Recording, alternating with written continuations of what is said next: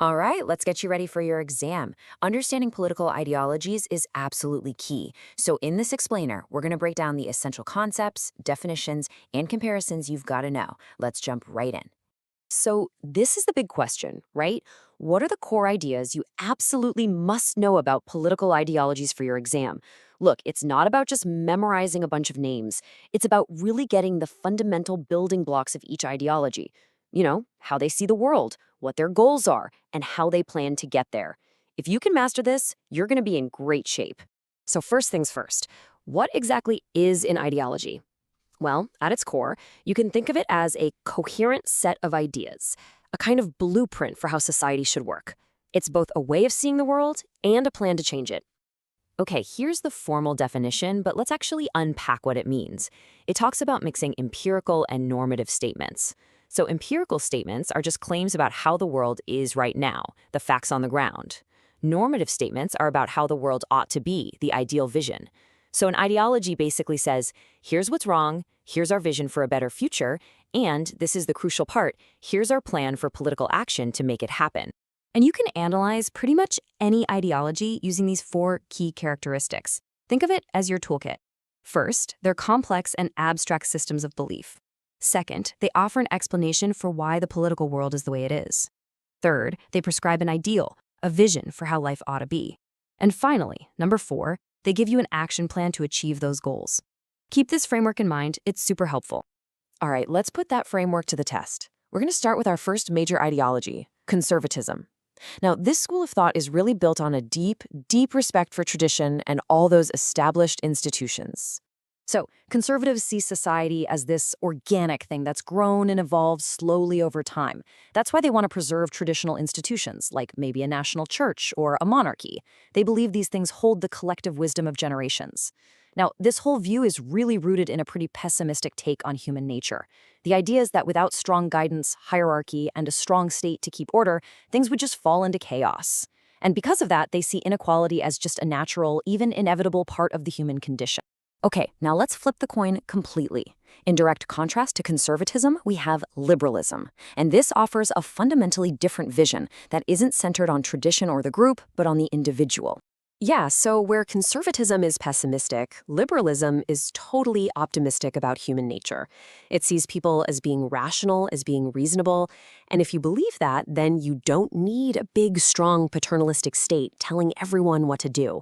Instead, the state's role should be really limited, kind of like a night watchman whose only job is to protect individual rights and property.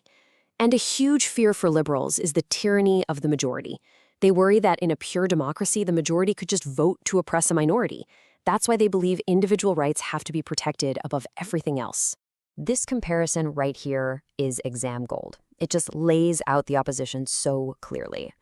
When it comes to human nature, you've got conservatives being pessimistic, liberals being optimistic. For the role of the state, conservatives want a strong state to keep social order, while liberals want a limited one just to protect rights. And on inequality, conservatives see it as natural, while liberals see it as an obstacle that we need to address.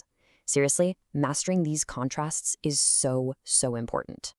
All right, on to our third major ideology, socialism. Now, what's interesting here is that it shares liberalism's optimistic view of humanity, but its focus and its solutions are completely different. Okay, so socialists argue that human nature isn't fixed. It's shaped by the society you live in. So things like greed aren't just inherent in people, they're a product of a system like capitalism. And if you believe that, it means inequality isn't natural, like the conservatives think. It's a result of your social environment. So what's the solution? The state has a moral duty to step in and actively eliminate those inequalities to create real, true equality of opportunity. And economically, that usually means a mixed system where the government controls key sectors to make sure they're serving the public good, not just private profit. Okay, so we've covered the foundational theories. Now, let's get into a more advanced application, something you might see on the exam. We're going to look at how these ideas can be twisted and manipulated in modern politics through this really interesting concept called liberal illiberalism. This is such a fascinating, almost paradoxical question, isn't it? Can liberal values actually be used to justify illiberal policies? Well, the political scientist Benjamin Moffat argues that the answer is a big yes. He saw populist radical right parties, especially in Northern Europe, doing exactly this, using the language of liberalism to push for policies that are anything but liberal. Now, before we go further, it is absolutely critical to understand this. Populism is not an ideology. It's a political style. And that style is all about pitting a virtuous people against a corrupt elite. This style can then be attached to different ideologies, and in the case we're looking at, it's borrowing language straight from the liberal playbook.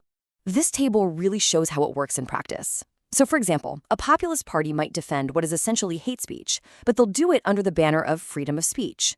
Or maybe they'll justify really harsh anti-immigrant policies by claiming they're just defending gender equality from a foreign culture.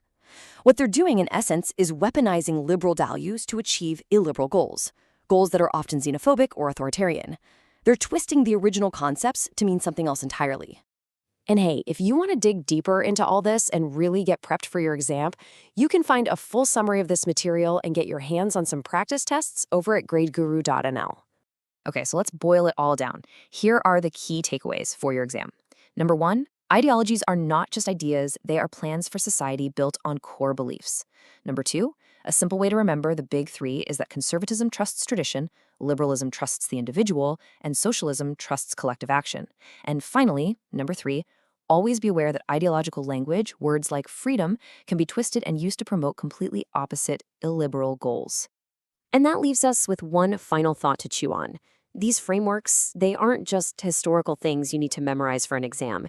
They are living, breathing forces that shape our world every single day. So the real question is, as the world keeps changing, how will these core ideas continue to evolve and define the political battles of the future?